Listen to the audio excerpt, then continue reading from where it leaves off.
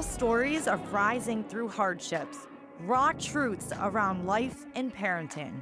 What does the universe have in store for us? Self care to your core.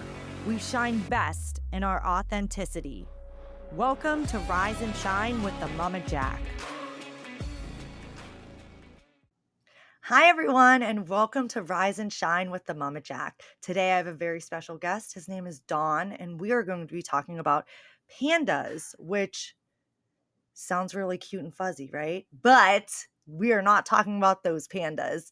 Hi, Don. I'm How are well, thank you. you? Thank you for having me. Of course. So let's get into it. Tell us your story about the pandas. Like, a lot of people don't know what that is, and you have quite the journey. So let's hear a little bit about it. Let's hear a little bit about Yeah, you. so I am a husband of 21 years as of a couple weeks ago. I have a, thank you very Congratulations. much. I have a 19-year-old son who's doing his sophomore year at Florida State, living his best life. And then I have a 14-year-old who is now a freshman in high school. Yeah, so Nice. we've got a great family. We've always had a good family dynamic. Everybody kind of had their thing in 2020. Ours started a little bit before COVID. And believe it or not, it started with something as simple as strep throat. And what happened was, my son was sick, probably my younger son was sick for probably the first time in his life. And it was that same strep throat that probably you're familiar with, sore throat, you feel like the Yeah. flu. After 5 days, maybe it goes away. Maybe the doctor, prescribes something for you to help speed it along.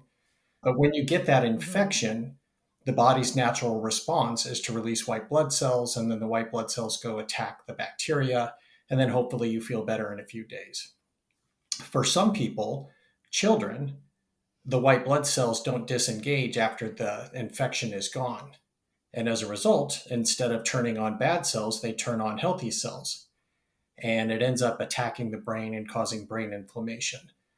And unfortunately, that's kind of how we got introduced to PANDAS, which stands for Pediatric Autoimmune Neuropsychiatric Disorder Associated with Streptococcus. That's why they call it PANDAS. Hmm. So Yeah. what happened Yeah. is, he was sick, and then a couple weeks later, he got better, and we started to notice defiance, and that was something we really hadn't seen with him before. And as a And what he was age was 9 at he the time, at this 9 years time? old. Okay. So it was Mhm. something as simple as, hey, come to dinner, and it would be met with a really loud no.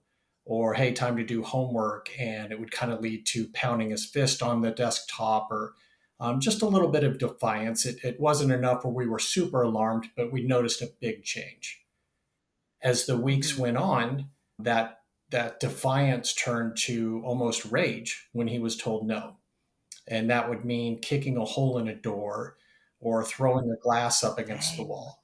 And that was the first time we started Oh. to notice that he's making fist as he's starting to yell back at myself or my wife, and we knew something was terribly wrong at this point.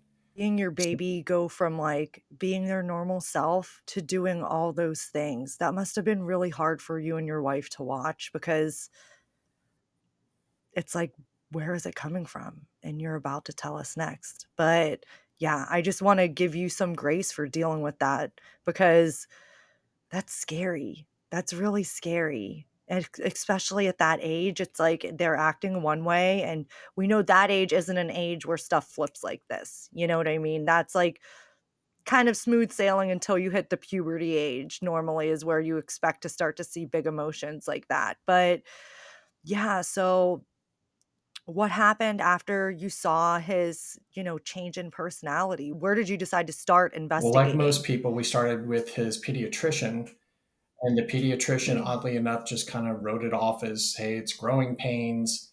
I don't see anything wrong with him. He didn't show any, his tests were normal, but he really just kind of gave him a glance and, asked him a few questions, but that was about it.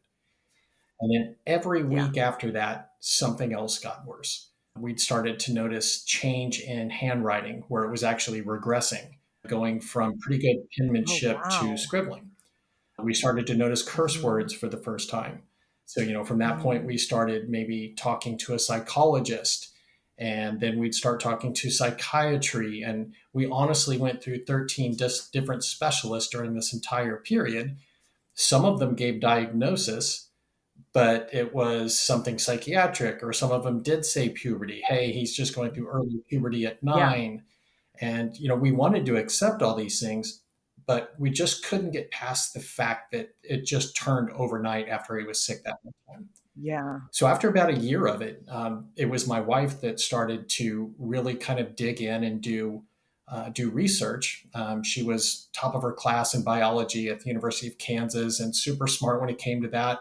I was the one that's a little bit more trusting of the doctors, and after a year, I too was getting frustrated. So she really started digging in on research. She found the Neuroimmune Foundation, where there were specialties that were dealing with autoimmune things like this. And then we found support groups on social media. There were several of them. One in particular, she really started to befriend a lot of all these other parents that were going through this. And what was Mhm. the unique thing that we found was, not only are there a lot of people going through this, but they all felt that they were alone because they too were kind of going through that same thing.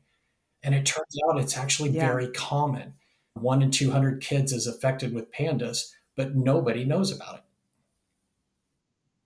Dang. That should be, like, common knowledge for you to check, because strep is a very normal thing to get. Like, super I can't tell you how many times I was the strep throat kid. Like, if somebody from across the room had it, I was getting it. You know what I mean? Like, I was that, like, my body just wanted that strep for some reason. So, oh, that's so What's funny interesting. is strep is actually Okay, so diagnosed about 3 million times in the United States every year. Yet our oh pediatrician my had never heard gosh. of pandas. So there's definitely something from an education standpoint we have to do better. I wasn't the Mhm. science person. Luckily, Yeah. my bright wife was able to kind of peel this back and start challenging physicians. We still weren't Mhm. getting treatment for it, and people were starting to say, yeah, it could be. But for the most part, doctors were telling us to just stay in our lane, stop being Google parents, Oh, stop Jesus. educating yourself. And had my wife not have done that, I really don't know where he'd been right now, because one of the psychiatrists said you Yeah. better prepare for inpatient living moving forward. And that's where it kind of crashed down. There was one night where we short sightedly went to a neighbor's house for a barbecue. We came back home about an hour later. The sun was still up. We could barely open the door, and we noticed the couch had been pushed up against the door. As I shoved it open a little harder, we noticed broken glass everywhere. There were Oh knives my in the wall. god. There was everything in the refrigerator had been thrown out. Honestly, anything that was broken on the first floor was broken. And, we rushed to his room first because we're thinking we walked upon a murder scene. Mhm. He wasn't in there. So we really started to panic. We ran out to the back lanai and he was sound asleep. And I woke him up and I said, well, what happened? And he said he couldn't find anything to eat. So it was at that point that we went to the hospital, even though the ER made us feel guilty going to the hospital for what they were calling a psychiatric issue during COVID. We had nowhere else to go. Mhm. And, Yeah. they were about to release us. My wife started pushing back and saying, hey, what do you guys know about pandas? And everybody had heard of it and they were looking at each other, but for some reason it was kind of an unspoken, oh, we don't treat pandas here. And luckily, we had Yeah. a neurologist that saw the symptoms. He got his first treatment of what's called IVIG. It's an immunoglobulin treatment that resets kind of the autoimmune system. And it's very Mhm. expensive. And you do have to be, for the amount he was getting, he had to stay in the hospital. But overnight, his symptoms went away. Oh my god. And how long had it been since the beginning of when you noticed until that two moment right years, there? 2 full Oh my years of just gosh. no answers. And, our biggest fear, we didn't it was tough on as parents, and it was certainly tough on his older sibling because we kind of pushed him to the side as Mhm. we tried to figure this out. But I can't imagine what was going through the younger one's head as he was battling this. Yeah. Oh my goodness.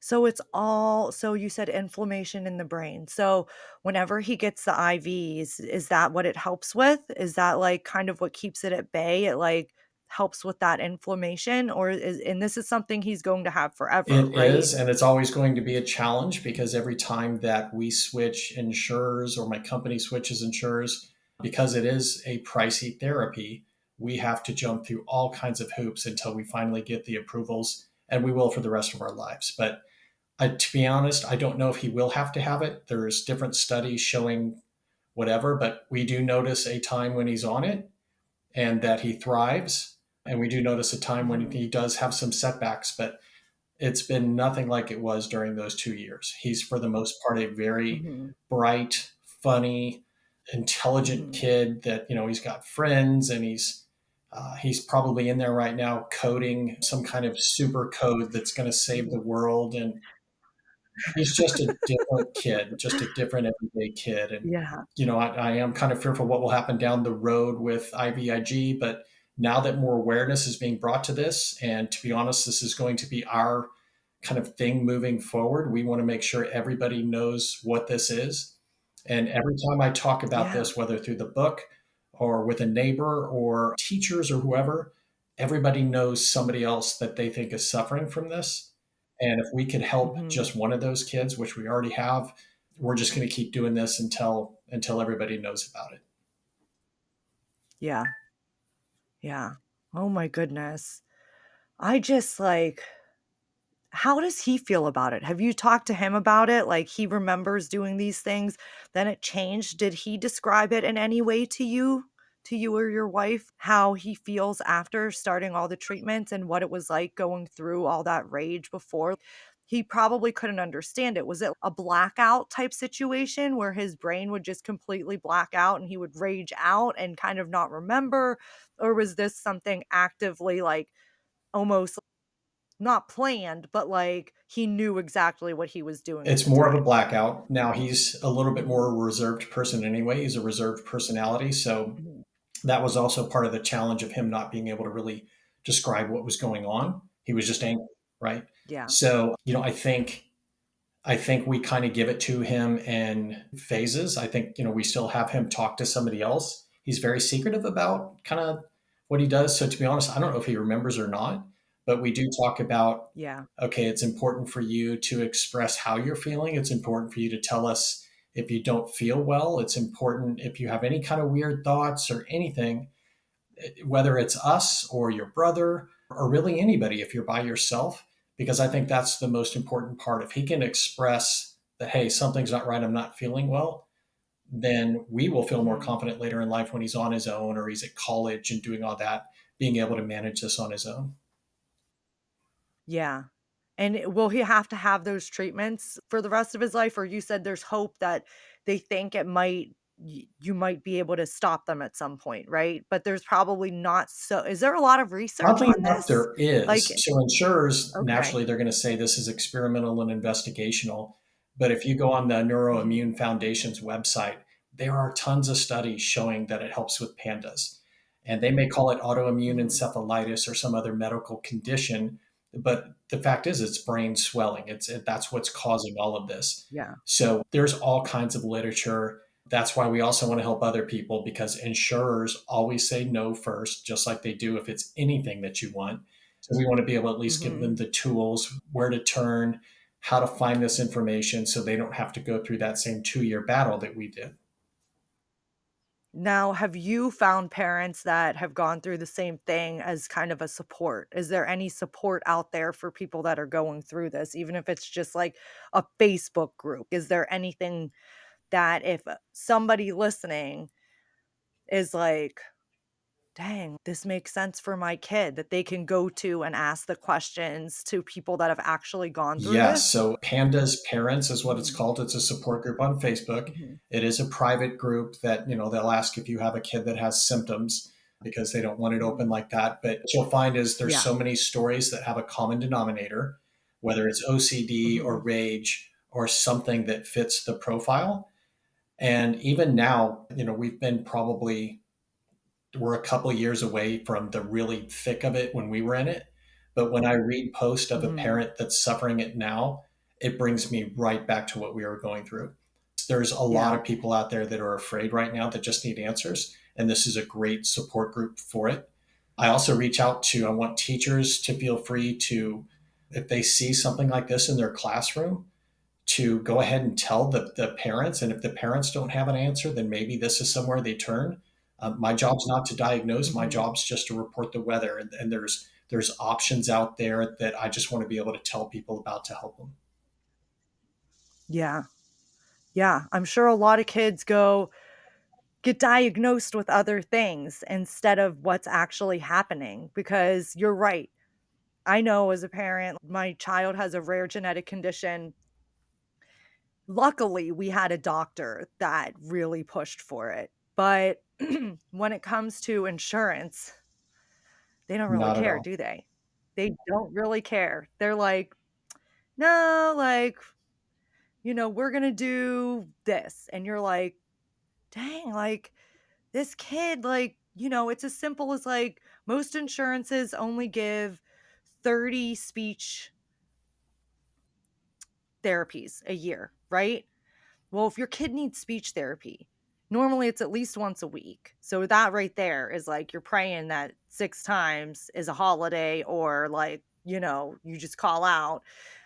But also they go multiple times a week. So I could imagine with something like this, it probably wasn't just the IV, right? He was probably still seeing a psychologist and all of that stuff just to keep on track and to kind of measure where he was at in his own head. Is that It was, and correct? he's got a great team even still that we've stepped away Mhm. from neurology now because he's not showing those symptoms. Mhm. His main doctor Oh, is a good. functional pediatrician, so it's not just someone that does Mhm. what the insurers tell you have to do, but they'll do those blood tests Yeah. that go outside the Mhm. box. They'll go out, they ask more questions that are a little bit more deep rooted. He's got a wonderful immunologist, and there's allergy and Mhm. immunology. There's some that focus on the allergy part, and there's some that really take a deep look at what's going on with the autoimmune system in the body. And we found an excellent one. Mhm. So he's been very supportive of Nice. that too. And then his psychiatrist that we found that first time he went to the hospital has stayed with him. And it's funny. It's one of those hospitals that we don't know if pandas is what we should call it. Let's call it somewhere else. And even he, in the back of his mind, Yeah. wants to say it, but he doesn't. And I just think it's Mhm. probably because of the cost of the treatment and things like that. But just diagnosing it's half of it. Yeah. There, you don't have to treat it with the expensive route we go. There might be something easier than that, but a multi-specialty Mhm. approach is definitely needed in this. Yeah. Yeah, I could imagine. And like I said, I know that feeling of not knowing the future, right? My child is very young, but still, all you can do is hope, right? And just if you pray, pray. Whoever you're talking to, talk to them. Like, let's let's fix this or not even fix it. Let's control this. It's so hard to not have that control and not understand exactly where they're going to be in that many years. And if they're going to have even the bandwidth to understand like I need help right now because those years are very interesting, I feel like, right? High school into college years, it's like you're very overwhelmed with life in itself, meaning just school and what's going on and friends and like all of that, that sometimes, even people without a diagnosis at all fall into some stuff. So I don't mean to like make you more paranoid, but I'm just trying to say like I understand as a parent that like has this thing that you're not quite sure where it's going to go, how stressful that can be. And it's so important to have a support group on that because I'm sure with you, even still today, he's doing great, you said, right? But there's probably still days where you're up and down. And it's, it's it's just when it's your nobody prepares you for this, right? You get prepared for, oh, it's a kid. They're going to go through this. They're going to go through that. But then you get tossed into the situation where your kid is, I don't want to say it, but different. And I use those quotes because they're still a kid. They're still a normal kid, but there's something added. And you never expect that as a parent, right? You never expect to have to go through anything like this. So I definitely want to, first of all, say claps for your wife That's because, yes, good Yep. job, mama. Good job advocating for your baby.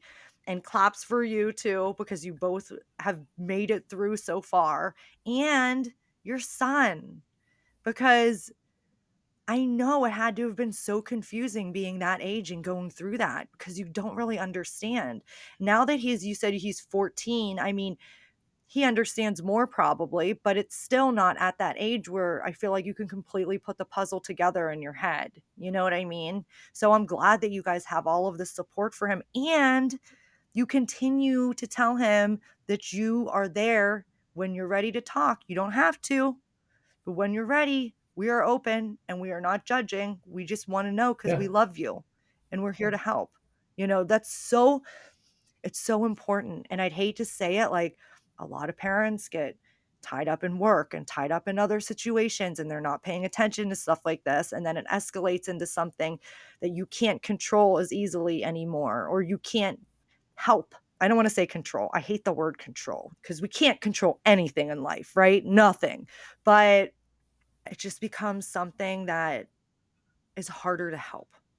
And I I'm so sorry that you've gone through this, but I congratulate you on finding the help as soon as you could and for advocating for him and going against that, because doctors don't always want to see that. I don't know what it is. It's like, do they not want to deal with it? Or is it like taboo? So they're afraid to say, oh, we have this patient and they have pandas. And then it's like, is pandas kind of like a taboo thing right now? I remember even when like autism diagnoses started, it was like kind of taboo, right? Because I grew up, autism didn't really exist. I was born in 85. And a lot of people that I grew up with now know that they're on the spectrum, right? Because we're all adults now and we're able to go get that help for ourselves. We see the dots connecting and we're like, oh, maybe we should talk to somebody and be able to have a happier life. I think, It's real. it's a lot of it is habit, a lot of it is insurance. And physicians know Mhm. that you probably have to put up a fight, and maybe they don't have the staff to sit on the phone for hours to get Mhm. something approved. It's very easy Mhm. to give somebody a pill if they show those kinds of symptoms, thinking that that's going to make it go away. Putting Mhm. um, a adult level neuropsychiatric drug into a child that doesn't have a neuropsychiatric problem but an autoimmune issue just made things worse. And that's why I'm saying we have to educate starting at the pediatric level. There are all kinds of tools out there.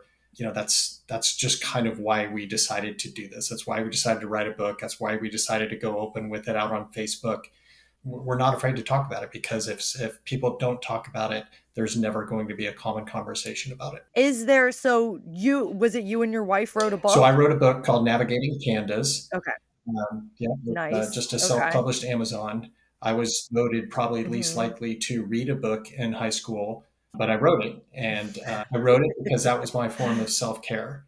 I tend to hold things Yeah. in, and I just let it build up. And it was just once I started writing, it just came out. And the Mhm. people that have read it that have kids in similar situations, they feel like I wrote for them. It was their same story that just kind of came out. So I love it. I love being able to help people with it. I don't know if I'll be a one and done when it comes to writing, but if that one helps change somebody else's life, then my mission was accomplished on that. It probably already has. And we're gonna put the link in the bio of this, absolutely, so people can refer back Awesome. to it. Amazon link, if you have a website, your web everything's Awesome. gonna go in there. Everything you want me to put in there is going to go into that description. So people will be able to find your book, they'll be able to find you. Is there any kind of nonprofits or anything like that out there for pandas, like a research thing that people can even donate to help maybe even fund people that can't afford the treatments? Yeah, the Neuroimmune Foundation is probably the largest foundation Mhm, for autoimmunities. It's for adults and for kids, so it's not just specific to mhm, pandas. So it might include Lyme disease or Bartonella or something like that. And then the Pandas Network is a network just for pandas, and they're doing all types mhm. of legislation changes. They're already in front of the governor of the state of California to get pandas approved in that state. I believe there's 7 states where it's Nice. approved right now. Still working on it in Florida. We're making the push for it, but eventually it will be in all 50 states, and we will be able to rest and make sure everybody's treated for this. No, I love that. I love that, and I love all of the support that you give everybody around you as well, because it is navigating something like that when your child changes so much Yeah. is hard.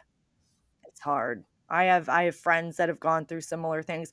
You are not the first person that has said pandas, and I don't wanna say I had heard of it before, but I feel like, so I was on a mother's app, I'm not on it so much anymore.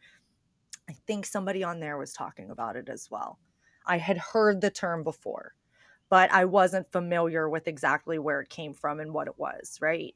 And yeah, so I hope people can listen to what you had to say and what you have to say and think a little more into things. Like, it might not just be ADHD. It might not just be, bipolar at, 4, 5, 6, 7 years old. It might be something else. And they might not have to be drugged to help this. And I mean, like I said, coming from the generation I was at, everybody was on Okay. Ritalin. I don't know if you Oh, remember that. Everybody was on Ritalin. And these are the kids that had ADHD, probably autism, because this whole spectrum of autism is different. And it's like really sad to think about it, right? That something people are wrongly diagnosed every day. But that parental intuition, you need to listen yep. to it. When you feel like stuff isn't right and that doesn't sit, there's normally a reason for You that. will. Is there anything else that you would like to tell the community of parents? Maybe somebody not understanding what their child is going through? Any advice you would give? Anything to not ignore? Definitely don't ignore this if it's happening. So you said it happened all Mhm. of a sudden. So that's number one. If there's a sudden Yep. change, Yes. right? So what now, after you went through this journey of all of these doctors and everything, what would be your advice to a parent that thinks this might be a possibility for their kid? Where do they Okay. So, yeah, the biggest thing is onset of symptoms. If it happens after a sickness like strep throat, if it happens after, I mean, that's probably the biggest thing for pandas. If all of a sudden you notice the change of Mhm, symptoms, another one of the common things mhm, is OCD immediately afterwards. So we started with rage, but OCD is a very common one. And it could be everything from the cleanliness one to, in our case, we developed wanting to eat food all the time. You just couldn't get hungry enough mhm. to the point where we almost had to lock up our food. So if it happens really quick, do that. Number one, there is help out there. So use your social media, use the internet. You are going to be your biggest advocate. And the only thing I can say is you are not alone. There are other parents, there are other kids that are going through this, and there's help out there. You just got to reach out for it. Well, thank you so much for sharing this and bringing this awareness. It's something so simple that people just wouldn't even think about, honestly. And just to have those connections, I feel like a lot of parents are going to be like, after listening to this, because like I said, that quickness, something changed, almost like a trauma happened, right? And all of a sudden, boom, they've shifted. Um, which, yeah, I mean, I'm sure your son is going through a lot of that too, because I can't imagine. I went through a time where I had rage because of my postpartum depression, and the guilt I felt after that was absolutely absurd. So, I don't know, because he was so young, if he would have the capacity to go through those emotions at his age, but I'm just sending up love, healing, everything for your son and for your family, and love to you and your wife for and your other son for just being there for him and not giving up and not just locking him up, because a lot of parents would have just done that simply because that's what the doctors told them, and you wanna trust your doctors. And it's not that I don't trust doctors, but I trust parental intuition way more. Yeah. Moving forward, So, that's all we'll thank trust. you. And then we'll ask for, yeah, Right? just gotta do it. Right? It's when you go through something like this, you realize real quick how powerful you actually are inside and what you can realize that other people can't, and that you know your kids best. So, thank you so much for sharing. Is there anything else that you wanted to talk about No, I today? appreciate you having me on. I really enjoyed it. And thank you for letting us get the word out. Of course. Thank you so much. It was my pleasure. Thank you for listening to another episode of Rise and Shine with the Mama Jac, where we deep dive into the real, raw, truthful world of parenthood, mental health, wellness, and spirituality. Remember, my loves, it's okay to take a moment for yourself, to breathe, to laugh, and embrace the beautiful messiness of life. Let's keep rising out of our shadows, shining our light, nurturing our souls, and spread love like confetti. Until next time, stay shamelessly authentic. Love, the Mama Jac. For more info and socials, go to shamelesslyauthenticproductions.com.